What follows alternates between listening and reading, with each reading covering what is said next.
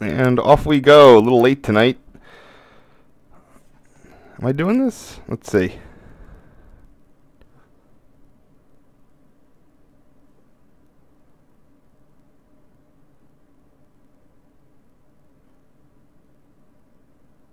Why did it always start at 4 minutes? Alright. Looks like we're good tonight. And gonna start this up. Don't know who's gonna show up at this late hour, but I guess there's people on the West Coast. Or nocturnal folks.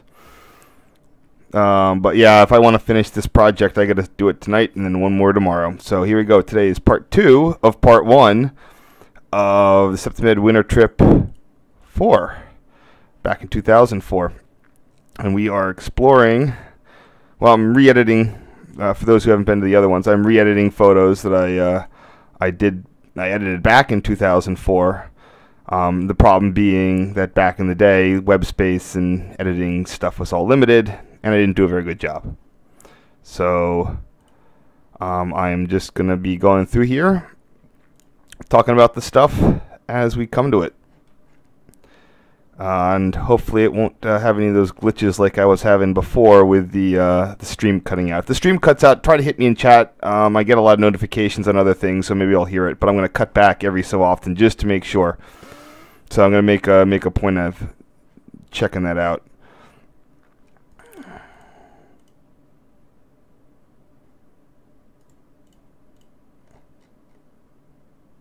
So here we're heading back through Newtown Junction after the trip went out to Fox Chase. Back in the day when I had tower photos, I would never really properly describe them. I would just sort of give them a number. But I'm gonna honor that again for the early stuff. I did pay a lot of attention to the towers when I was doing my early photo things, and that's why I would end up with, every time I would go past a tower on NEC or whatever, I would end up with another photo of it. So I just started sort of -4, -5, whatever. And interestingly enough, it doesn't look like I had this one covered. So as I've shown in the diagram, Newtown Junction was a US&S plant, which is interesting, by the way, because it looks like when the Reading put in their CTC, they sort of kept a lot of the individual plants what they were. Let's just see if this tells me what the switches or anything was back in the day. Oh, it doesn't seem to say. But from the photo, there you go. From the photo, it looks like that they were compressor buildings. So this probably was an air plant at one point.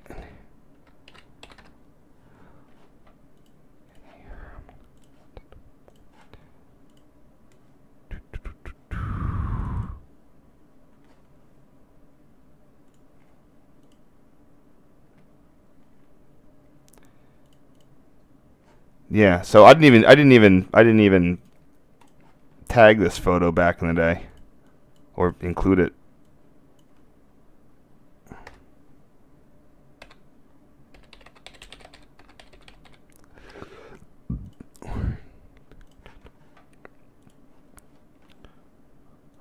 So here we are coming back into Wayne Junction. I think these signals are still there today, although I'm not 100% sure, and I probably have video of it. When SEPTA did its re-signaling blitz, it probably out of an abundance of caution decided to not put it down their trunk line, just in case they had some sort of major cab signal or other failure.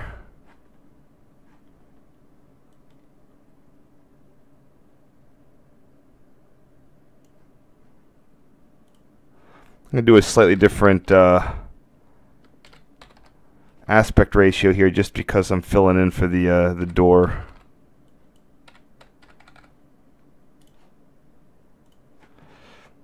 I'm going to go to my diagram here. Go down to Wayne and figure out what those are. That's the 6R and 8R signals with a clear on the 6R.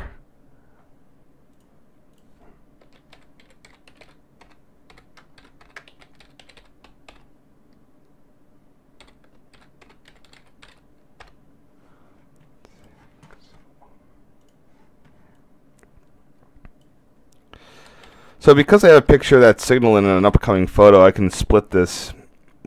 So I can use the signal diode. I'll add that into a Wayne junction thing. I mean a Wayne interlocking thing. And I'll make this a station. I'll label this in accordance with the station. That way it splits up. Locally, I store my stuff in fairly large bins. Locomotive-y stuff, signals, towers, and infrastructure. So a station photo would go in the infrastructure bin.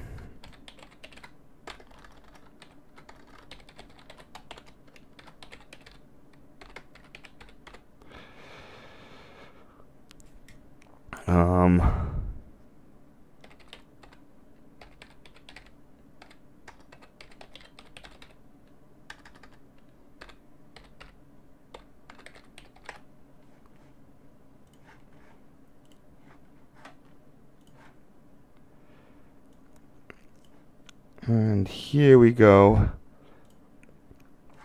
Now, all the way in the background, you can see Wayne Tower all the way there. It's interesting. It looks like it was originally some sort of Armstrong, lever frame facility. Maybe it got upgraded. Maybe it didn't. I really need to. There's a really good series of Reading Railroad books called Reading Railroad: History of a Coal Age Empire, Volume 1 and 2. My library used to have it back in the 90s, and I took it out a lot. But again, that was kind of before I knew what I was doing. So I really wasn't looking up a lot of the technical details on signals and interlockings. So go to the chart, and that's your 26R and 28R signals. Although, is that 28R?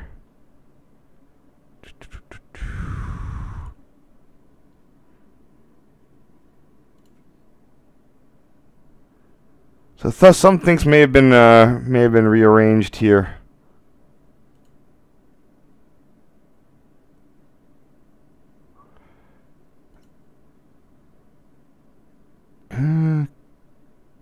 Looks like it's the 28.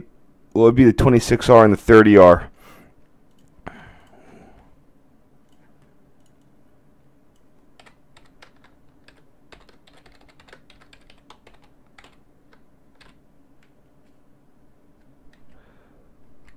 Of course, when the tower appears in the photo, I put a plus there to indicate that it's also there.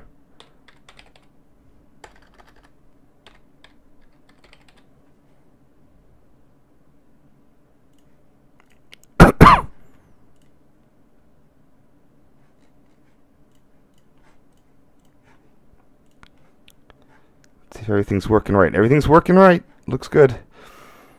I'm not sure what I called this back in the day.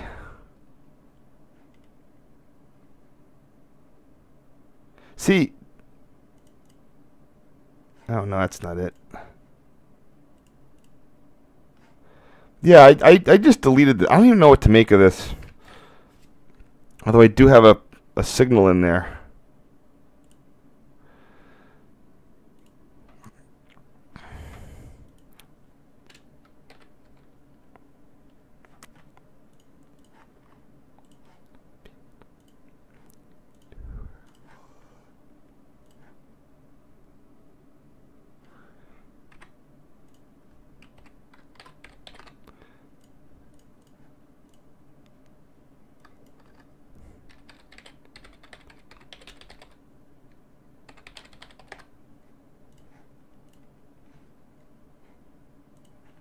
Yeah, like again, this would be another recovered, what I would call a recovered photo. It's one that I originally deleted from the set. It's not the best photo, but it's still showing that platform's high level. The head house has been rebuilt.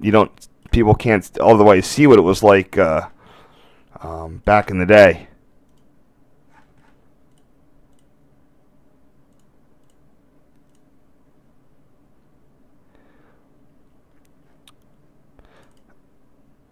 Now, from the title of my photo, it looks like Wayne Junction Wayne Tower had been closed by the time of the SEPTA Mid-Winter Trip 4. Something reminds me that 2003 was the was when all that closed.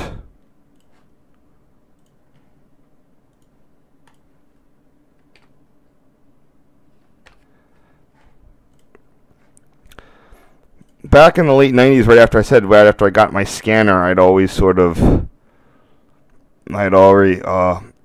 always remember listening to the Wayne and Wind telling SEPTA trains what to do back in the day. Anyway,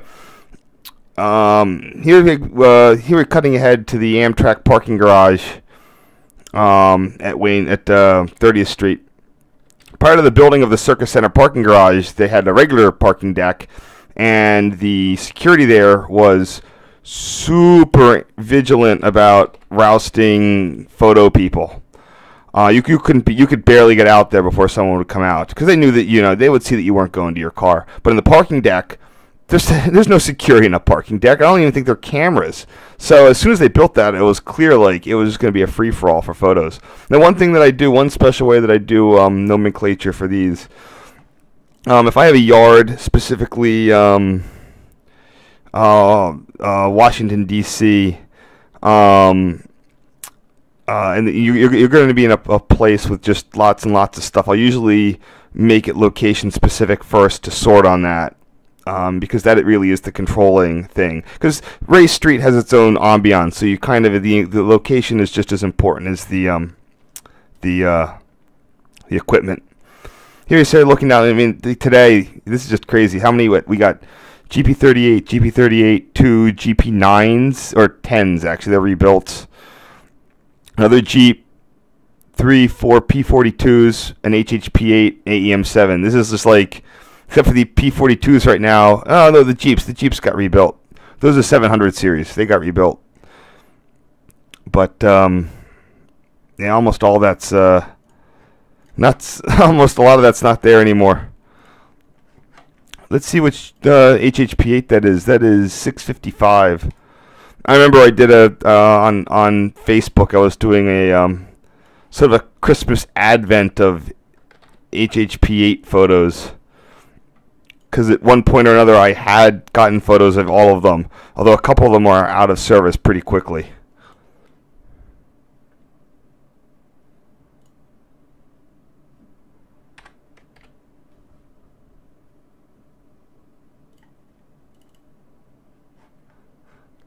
Now, see, shame on me. In my original labeling, I did not include the HHP8, so I'm going to do that, even though it's changing the file name.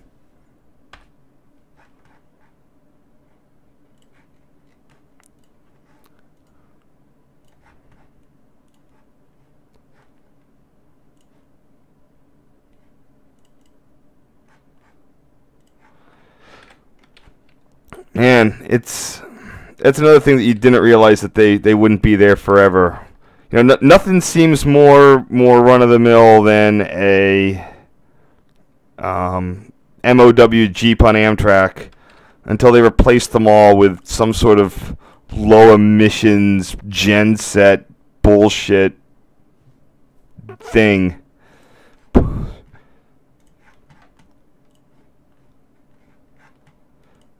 I'm betting that I didn't do that one because it was tilty. No, I did. I didn't even try to change the tilt on it. Maybe I can. A little bit. I want to rotate in the Z axis here if I could. That made it better. That definitely made it better. Wait, what did I just do? No, I want to get rid of some of the blue in that. There we go.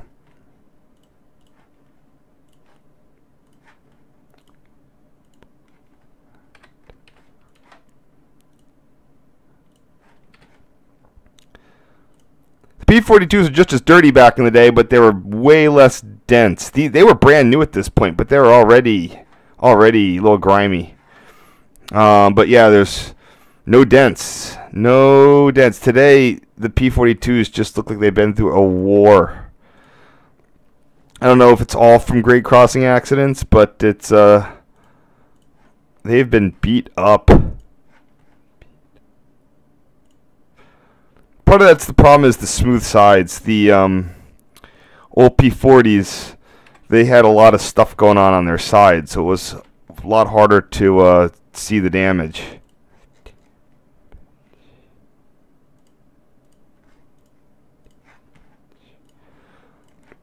We good here? We are good there. All right. Anybody saying anything? Nah. Got a couple people in.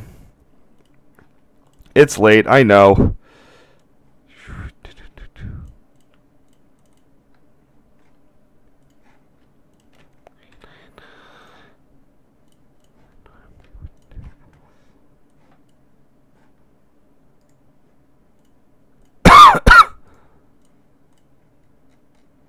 Have any questions, feel free to post them in the chat.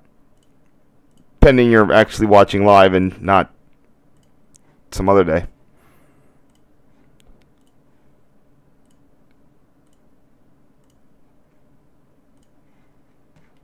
Oh, there's a cutie.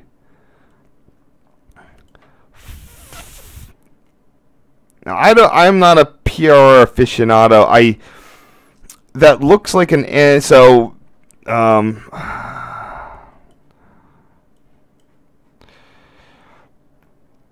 the KMA Seashore Lines recently purchased an ex-Amtrak maintenance of way cabin.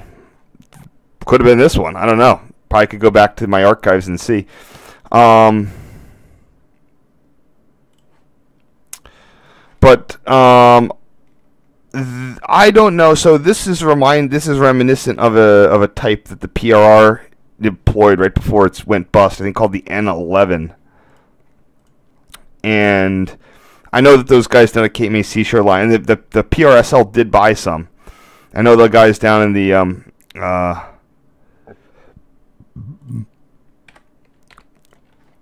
Cape May Seashore Lines do enjoy buying ex-PRSL equipment.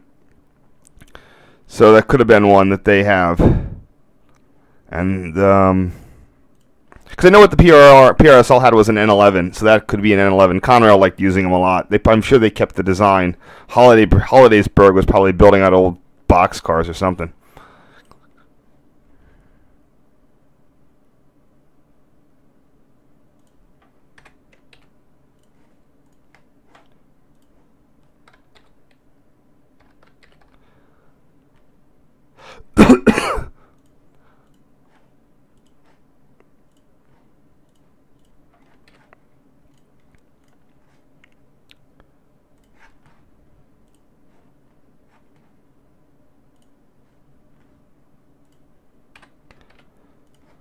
So here's the old Amtrak Race Street crew base that's still there. And you can see the brand new Circus Center parking garage. I think I took this photo from the, there's an emergency stairwell that has a glass side. So that's why this is a little bit more blue than the others. I didn't tend to have a problem with color balance on my old camera.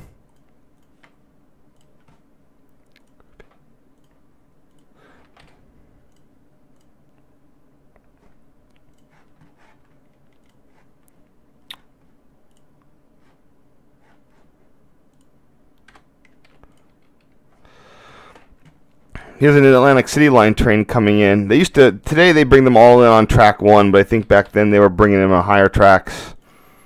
Well, clearly they were at this time. Another fun thing is that the same pool of, right now, after flirting with some PL42s, NJT is pretty much assigned the GP40 PH-2Bs, the 4200 series, to the Atlantic City Line trains. So number 4205, this is an example, is probably working those trains today, some 13 years later. This definitely looks like a photo that I probably would have eliminated from the final cut last time. Let's see what I can do with it today. See, can't do that. Probably have to keep it at this weirdo tint angle.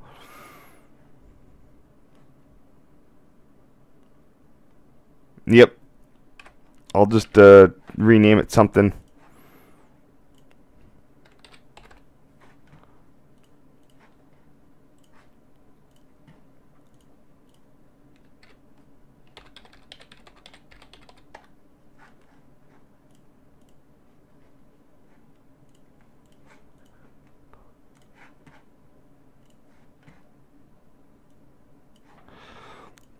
Now we're doing stuff in zoo. This is the junction of the 36th Street connector. I don't think it has. I don't know if it has some sort of.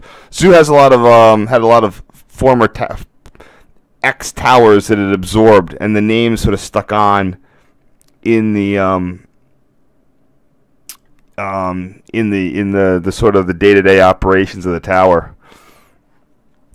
So as you see, I'm turning this from a vertical photo to a horizontal photo. Previous me did the thing on this. I think this is 76R. Yep. See, I got super happy using there was a thing, clarify filter that I used to use like all the time. It would sort of get rid of the haze a little bit that plagued my older photos. You can use it, but it would desaturate everything, and I didn't know enough not to desaturate. Now, by the way, here we have the 76R in front on the little double cantilever jobber. The whatever that signal is, it's showing approach medium. I think we were following someone out.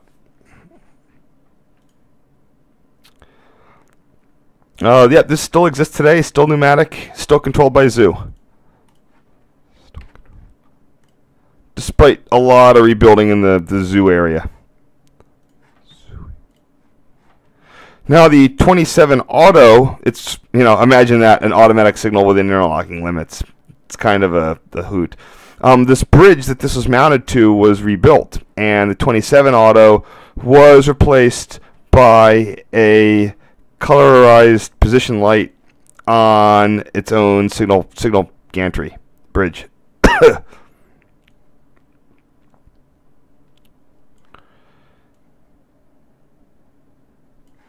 So,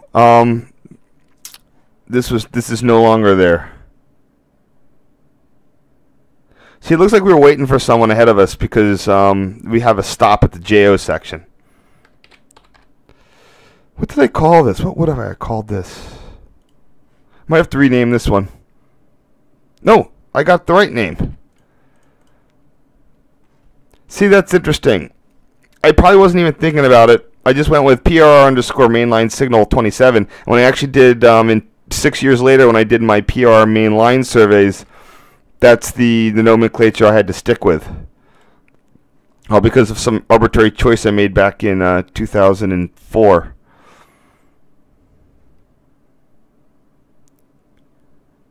Turned out to be a pretty good one. I'm happy with that one. We still good here? Yeah, we are still good. But it's just me. Oh well.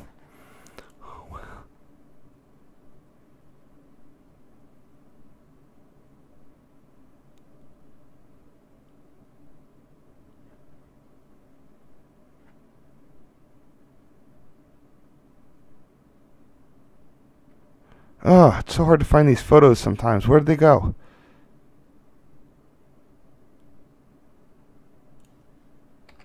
There it is. Yep, looks good. On to the next. Oh, that's right. We're on a Cynwyd train now. Yeah, so we're going out to Cynwyd. Fun fact: when the Cynwyd trains were running single cars, because the single car might not shunt enough of the cab signal, they were required to have absolute block protection to the rear. So the operator at Zoo and at Overbrook could not allow another train to follow a Cynwyd train. However, the Cynwyd train could be made to follow anybody else.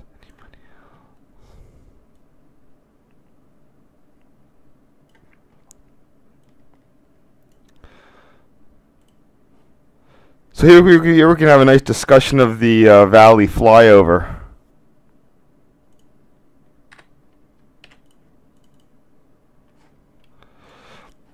As originally configured, Zoo interlocking was designed for east-west passenger trains to go through the famous New York-Pittsburgh subway and emerge at the JO section of Zoo and get a straight shot over the Valley flyover. Now hold on. This is called the JO section of Zoo here.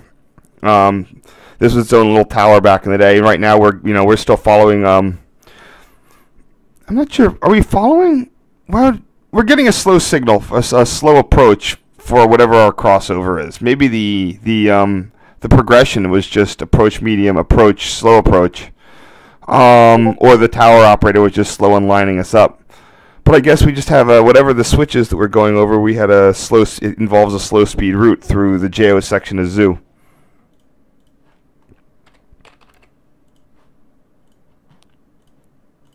I'm going to stick with the old name, even though I really don't like it.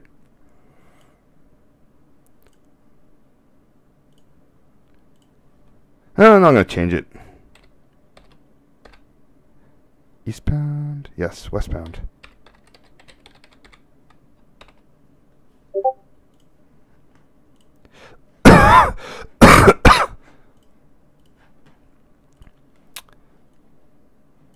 So here we're up on the Valley flyover, and for people who don't know what this is for, back in the day there was a freight yard here, and the freight yard was to the north side of the main through tracks. So to get over the freight yard, they had to jump the freight tracks. PR was never one to shy away from flyovers, so a flyover it was. I give this a 1-to-1 aspect ratio to chop off that unintentional masking there.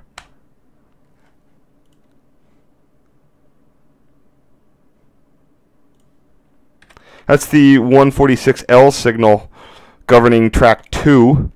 It's not for track 4. So this is track 4 that's jumping over.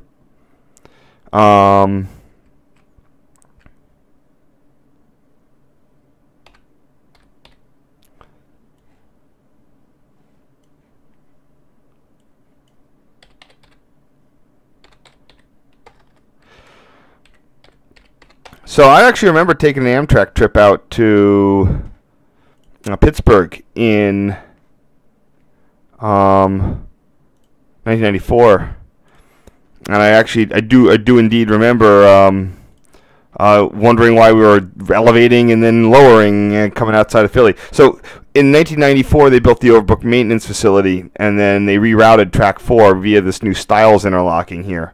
And what that does is trains at JO, instead of going out over this flyover, which even in 1994 they were realizing that the bridge was deteriorating. Instead of going over the flyover, you'd go into track 2 and you cross over to track 4 at Stiles. Stiles is controlled by Zoo. They put a little panel box in the tower there. So typically it just sort of fleeted all day for westbound trains going 2 to 4 at Stiles.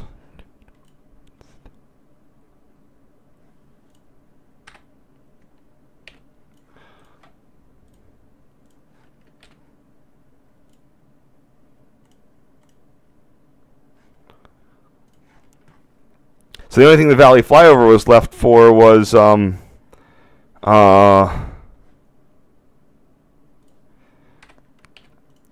the Cynwyd trains. And people were wondering, well, all they had to do, there wasn't like a land, like why did they keep this going? All you had to do was just build that like a half mile of track. And honestly, what the reason is, SEPTA thought that the Cynwyd line was the Cynwyd line was going to be abandoned. They didn't want to invest in the line because all signs pointed to they were going to be able to kill that service. And if they invested in it, that would just make it harder to kill the service. SEPTA doesn't like running rail services, so it turned into sort of a stare off with the various people involved, state, local, whatever. That they weren't gonna they weren't pressing for the bridge, and the trains are going 5 miles an hour, and they'll be like, well, we want to, hey, SEPTA would use it like, oh man, the bridge is falling apart, we got to kill the service. And what I think ultimately saved it was the traffic on the Schuylkill was delaying a lot of express buses on the City Line Ave getting downtown. So a lot of they had a surprise ridership surge on the Cynwyd line. plus the people that relied on it. So anyway, this is the old 56 Second Street station. This used to be a fairly major station. The building is still there. It had two levels. Had an upper level for the track 4 westbound, and it had a lower level, an island platform. We'll see that later. You can sort of see it down there in the corner, right down there. That served the Cynwyd trains and eastbound trains on track 1.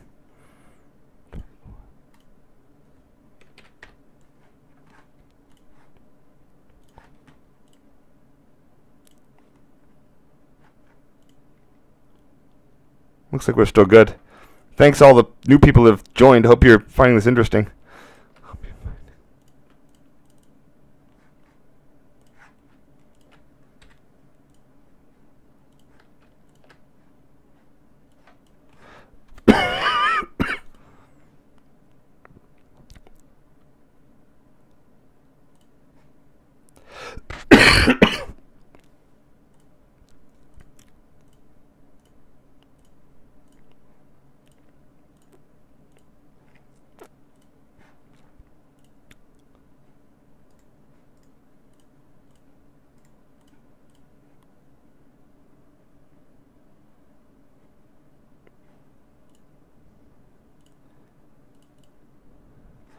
So this is fun. So, despite the fact that this is used entirely by SEPTA trains, this is still controlled by Amtrak, the operator at Overbrook Tower, on their Valley CTC machine. It's just it's just one of those vestiges. This used to be an Amtrak main track, and after the Overbrook shops, which you can see down there, it stayed that way, even though this line went off into La La Land. So I knew the operator at Overbrook at this time, on one of them, but he wasn't. I don't think he was there this day. He worked the afternoons, but the operator had forgotten to line us up, so he came and got stuck at the 68L signal here at the bridge. Now, I remember just back in the day, before 1994, Amtrak trains would be zipping right up here at, I don't know, something between 50 and 75 miles an hour. This was a main track, and I remember doing that. And you just sort of zipped right. You just sort of went right up there.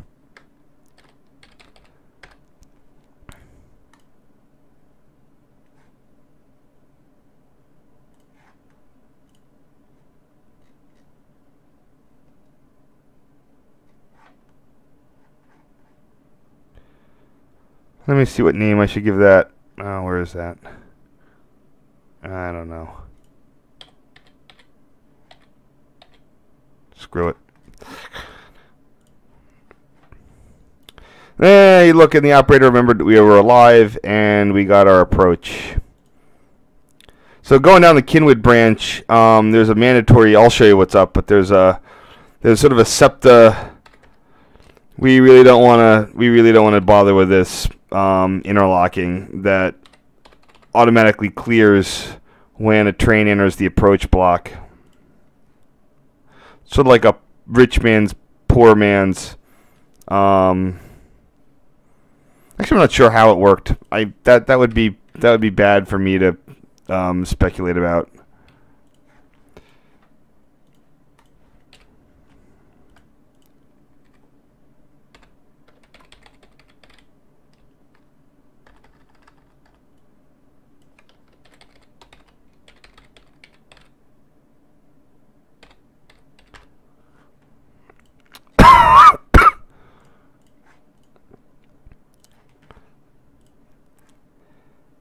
Of course, inside the, you can still kind of see it. I'm not sure if I can get a closer photo. Let's see. No, I'm not. So, if I zoom in, I don't have a lot of pixels to work with. That's right there is where the 67 switch used to be. And that's where track 4 would go off and down a ramp and then run through what's now the Overbrook. You can still see where the switch used to be.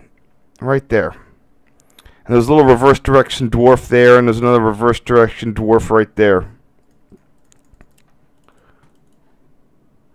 And that looks like an air, and this is the air pipe that would run. It climbed, Yeah, I have photos of it elsewhere. It climbs up the superstructure of the bridge from the Valley Air Plant and then runs along that and to serve that little bitty switch there.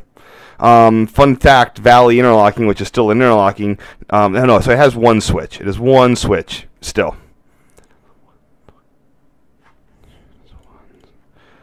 But most of the tracks on which it covers included previously track 4 and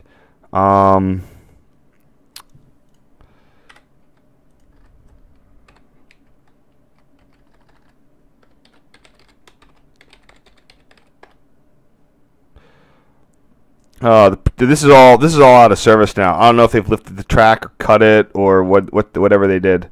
I'm gonna find out. I'm gonna find out this December on my midwinter trip.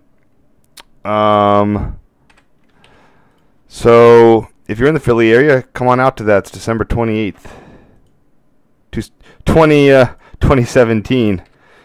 Since this is being saved.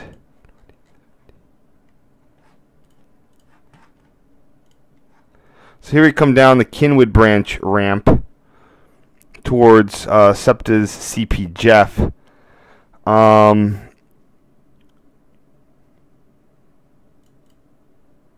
guess I just included this in the CPs. So today, if you look, actually, even back in the day, there was a connection right from the freight yard over to the right of the photo. That's where they built the new connection. But even back in the day, there was a connection there. It just got torn out when the freight got torn out, and SEPTA just didn't care about, like I said, they're trying to kill the service.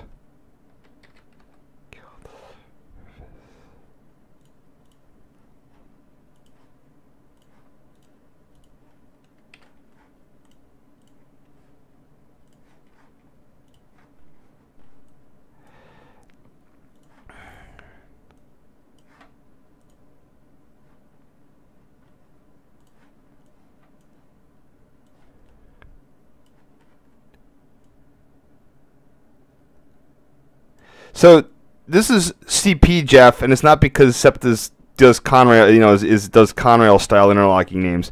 This is actually a controlled point. It was not an interlocking. Notice I love the little dwarf bracket here. This is just the cutest thing. SEPTA did not give one rat's ass about investing in this line. And in fact, reverse direction movements were so rare. That they just had a fixed stop signal on the reverse direction. You had to go get before they closed all the towers, you'd call Tower A. He got responsibility for this. Eventually, it was the dispatcher. But you come up to the signal, and it was almost like an APB system. You'd sort of seize the block. You'd pass this signal. You get it. It basically there's a far tumble down or entrance signal at the far end of the line, and you come in, you sort of seize the line there, and then you had it all the way to the end of all of 2 miles.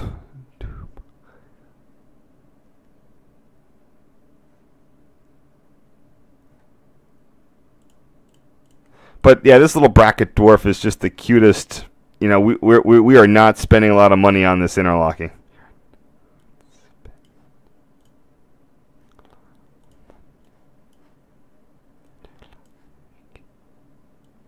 There was a spring switch as well, so that's the other thing. It wasn't interlocking; it had a spring switch, and you just sort of roll up, seize the block. Well, I think the block would automatically default.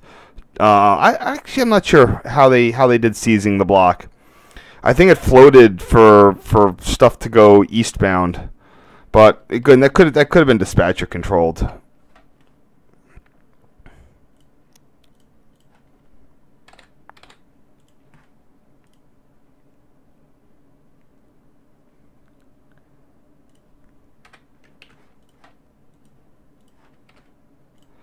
So yeah, I was tempted to do a blog article on the differentiation between control points and interlockings on something like SEPTA and Amtrak.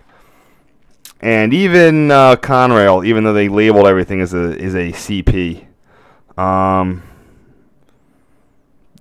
Long story short, the answer is interlockings have length. A control point is a point, so you can reverse direction at a control point without dispatcher permission.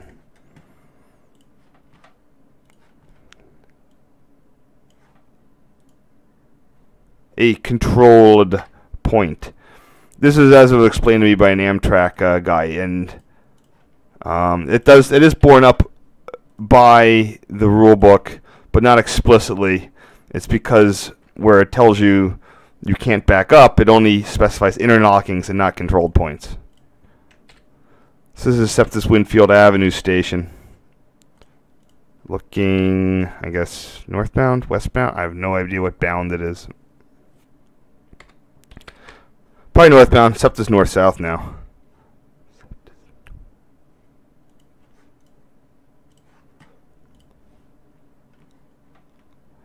Only 3 stations: Winfield Ave, Bala, and Cynwyd.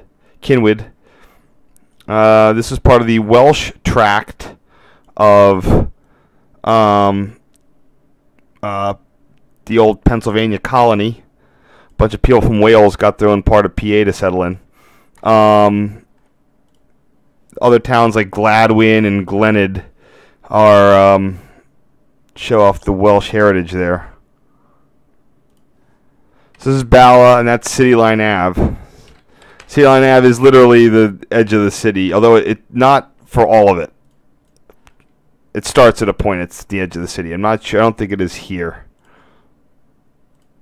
This is part of the Schuylkill branch that was designed to compete with Reading up to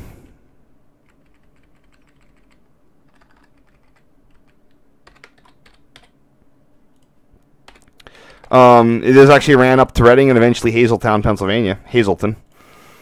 It was electrified as far as Norristown, and you know the whole thing, that this originally went to Norristown, then they cut it back to Ivy Ridge as part of an R6 loop service, and then when the Manayunk Bridge started deteriorating, they cut it back all the way to Cynwyd, or they cut it back to Cynwyd. The reason there was another station on this side of the bridge called Barmouth. But the station there was closed because there was zero parking. And I've been there, and and they just didn't want to have parking issues in the neighborhood.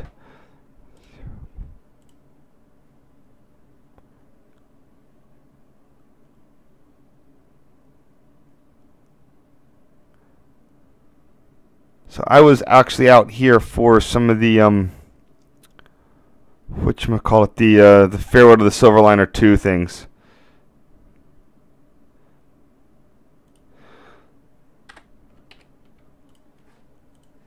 I'm going to have to re-signal this, or rename this. The names I had on it were pretty pathetic. I think this is even before. Yeah, I didn't even have a SEPTA thing here.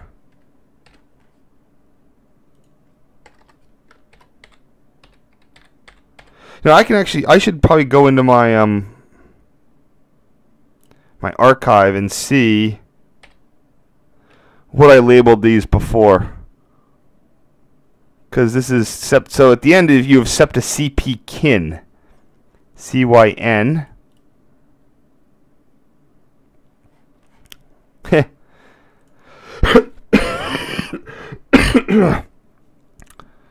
So I just want to see what I called the auto, how I labeled that before. There he goes. Cynwyd Leiden single 63.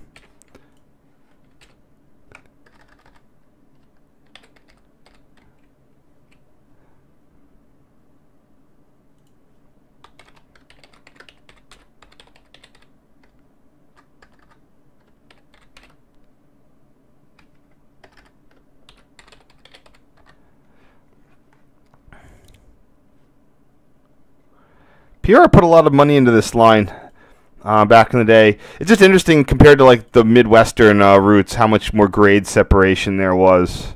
And you can see we were in a single unit, single car. At some point now they run a twin on it because the ridership did increase, and I think I want to say they added more round trips, but I cannot verify that. I looked at the schedule today, and it looks like they have the same couple of round trips that they used to. Maybe it's still on the schedule is still on a card.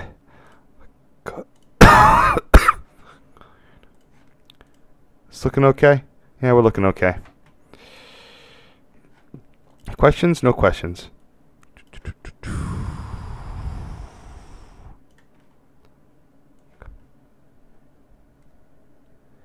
I mean, again, if SEPTA has had such a rich legacy that it could have drawn from, as opposed to just cutting everything.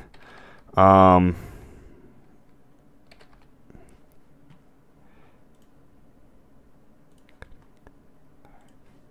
mean, imagine restoring service. I mean, to Ivy Ridge, or at least Barmouth. I mean, they could have done something about the parking there.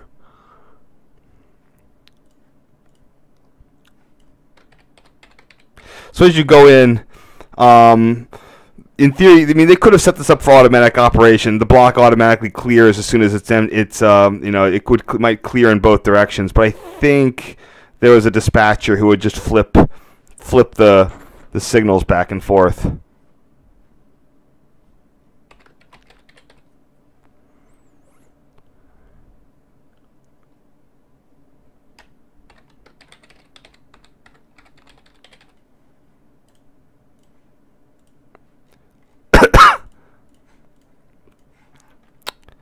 Last one of this bunch, it's the CP kin signal. This has of course been replaced recently with the when they put the new thing in, they did the old re-signal job on it for the cab signals. Yep, that's another thing. This was not cab signaled. The cabs died as soon as you crossed that 67 switch that I pointed out. That's where they boop, done, gone, no cabs.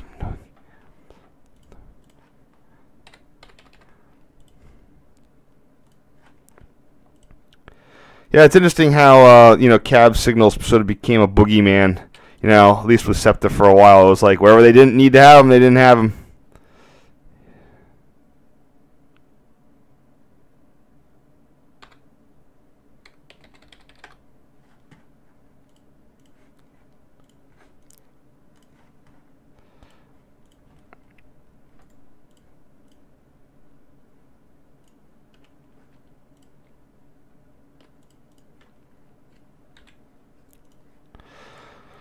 So I'm going to pull these photos in. And I only have, I think, 7. So I'm going to pull 5 from the next set.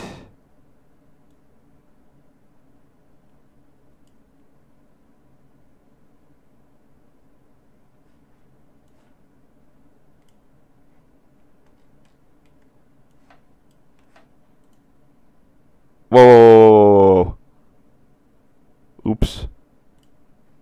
Screwed something up there.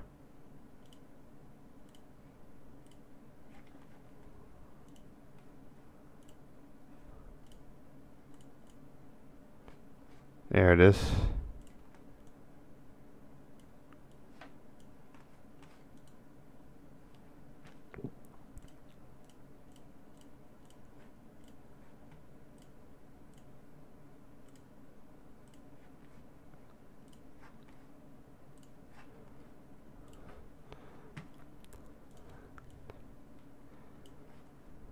So why do you have this little automatic signal if the track beyond it only extends for, I don't know, another couple, like another basically less than almost like six to 8 car lengths.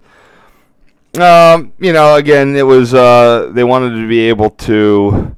They wanted to signal all the way to the end, so you wouldn't have something of restricted. You wouldn't have a plug of restricted speed at the end. I'm now assuming that. However they do that, maybe they put a cab signal in there, but I'm betting that goes into restricted speed now into that terminal area. So, way to make things worse, SEPTA.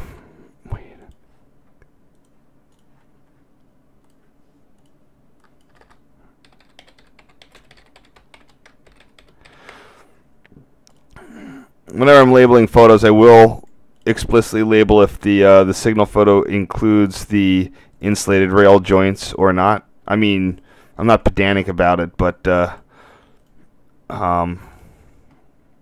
if they're a part of the photo, I'm going to include them.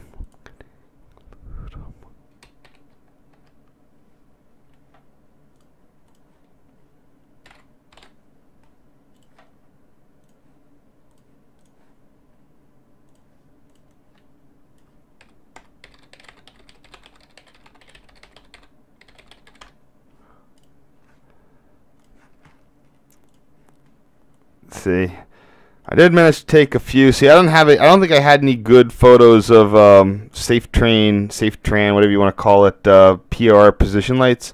So I was getting these for reference here.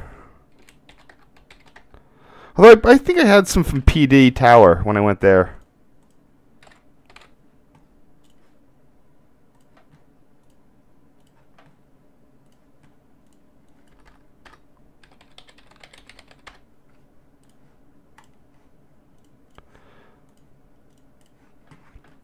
I can pound that out. All right, where were we? This is not a bad photo. I think I got one of these in photos actually back in the day when railpictures.net had way lower standards. I got this one or one like it in. Nah, it might have been this one.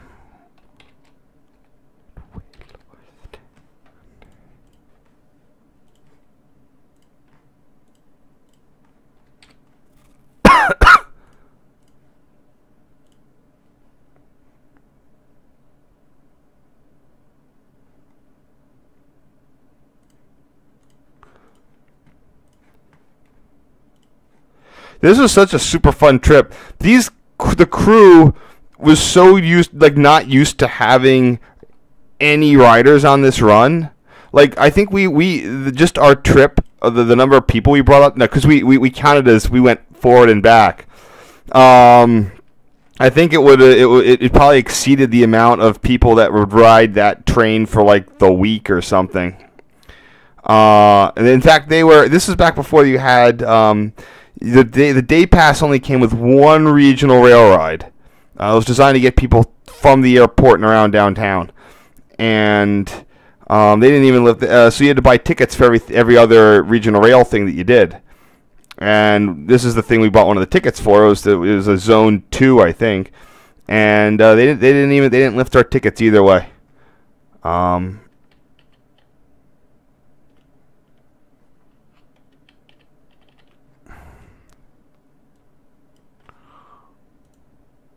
They're nice. I mean, it wasn't like we were making their job harder. It was just like, what are you guys doing here? And we're just riding the route.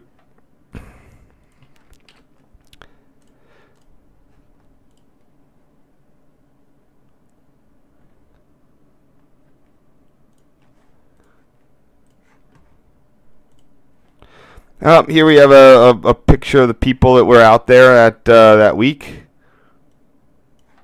Man, everybody's so much younger. A lot of this, I organized these trips through my local NRHS chapter and through a transit forum called SubChat, which is still up today. Not quite in its same incarnation. It got redone in 2005. Basically, the old moderator, the old guy who ran it, didn't like having to deal with the moderation, and the new guy just didn't moderate it. He moderated it by creating an off-topic board. But no, most of these guys are the young people are all sub-chat. That's Lincoln, Pigs. There's Choo Choo Bob. I just did something with him yesterday. Not sure who that is. But you got Fred G. I still do stuff with him. He's the photographer guy extraordinaire. And there's Chuck. Unfortunately, Chuck's been having some medical problems lately. He hasn't been able to come on one of these since 2011, but he still wishes us very well. And we're sorry to see him. Sorry to lose him.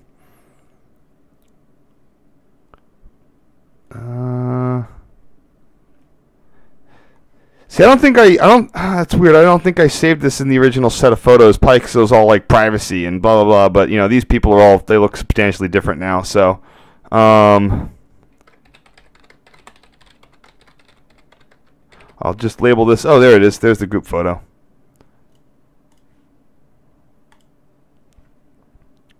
Didn't know why I couldn't find it.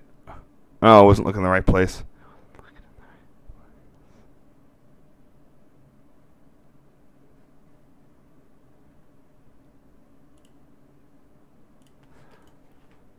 Yeah, notice the wonderful ARC 6 branding that SEPTA then proceeded to get rid of about a few years later when they got rid of the R system. I miss the R system. You don't need to hear me bitch about the R system again. Or the new system replaced the R system.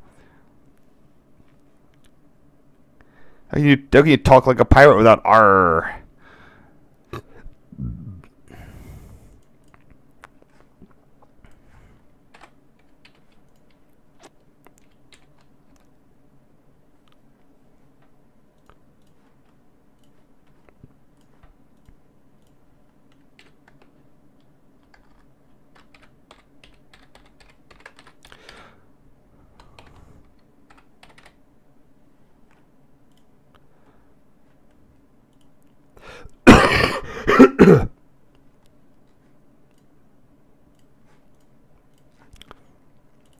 Cute little station there, and we're in the train ready to head off. Like I said, I would wind up at this station at least on one more occasion, if not two, thanks to the Farewell to the Silverliner 2 charters. Everybody wanted to go to Cynwyd.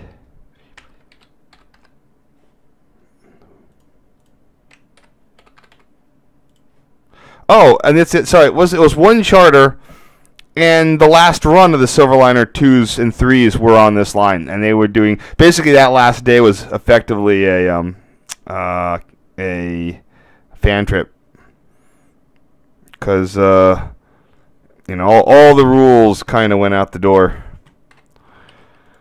Vestibule riding, window hanging out of in whatever it was.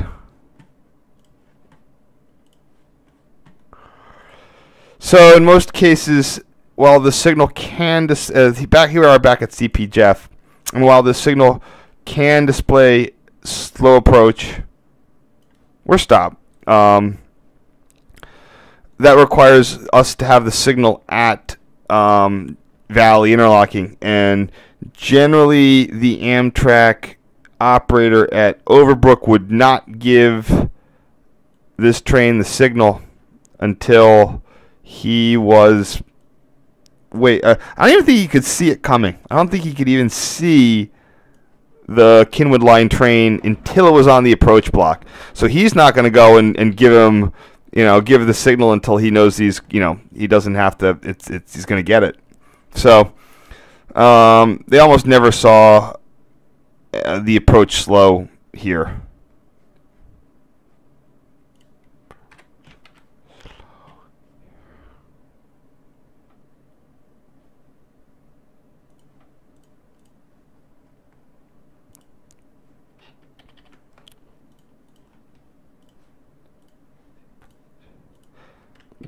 Another fun thing that you can see on one of my videos of this, if you go back and look, there's a cab signal test circuit in here. Because, like I said, this was actually, like I said, this was this line never had cabs. So when you're entering the main line, you got to have the test circuit. And what it does, it would circle through. It would you'd get your cab. It would be an approach or whatever. Then it would go to clear. Then it would go to approach media. No, it would run through. It would like start at approach, then restricting, then approach medium, then clear. Then it would go back to approach, which is your actual cab signal.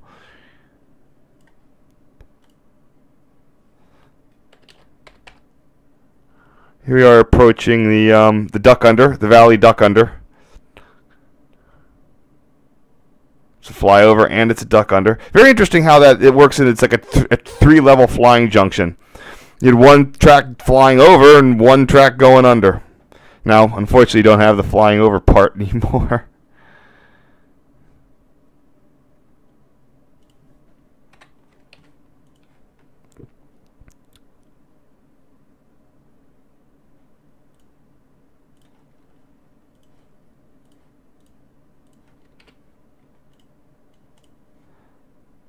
Am I still doing okay here? Still doing okay.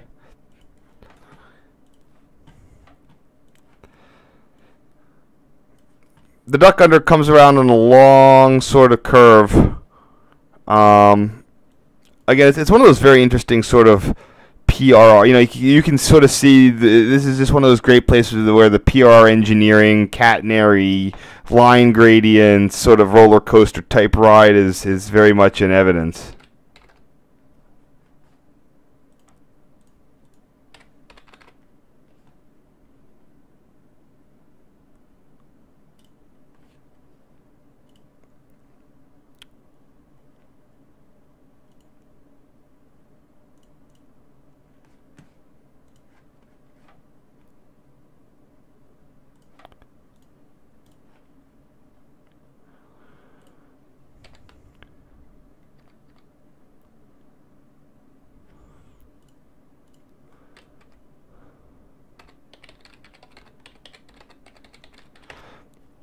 Again, this is still a very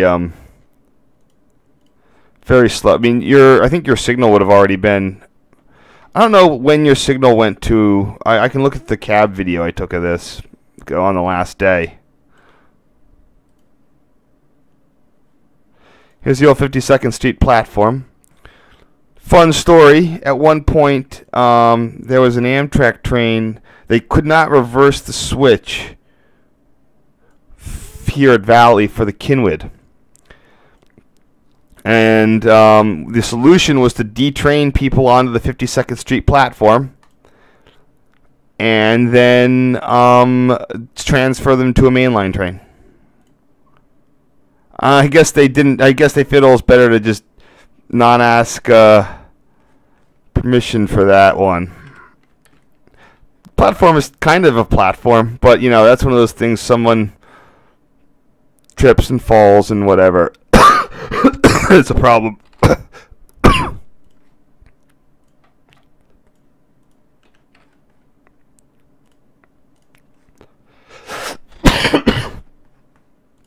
Okay. That's pretty much it here. Tomorrow we're going to do part 2. It's just going to be one thing through. We got 49 images. Going to do that.